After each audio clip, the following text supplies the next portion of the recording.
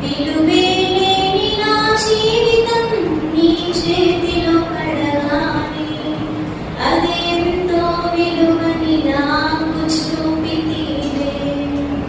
జీవమే లేని నాలోని జీవమును నింపుటకు నీ జీవితాన్ని ధారపోసితివే.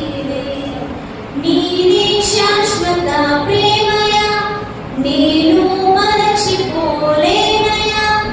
ఎన్ని యుగాలైనా మారదు. ఎండిన ప్రతి మోడును మరణాచి గురించును. నా దేవునికి సమస్తము సాధ్యమే. నీది శాశ్వత ప్రేమయా, నేను మరచిపోలేనయా.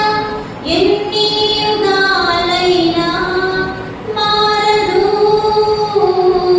ఎండిన ప్రతి మోడును మరణాచి గురించును.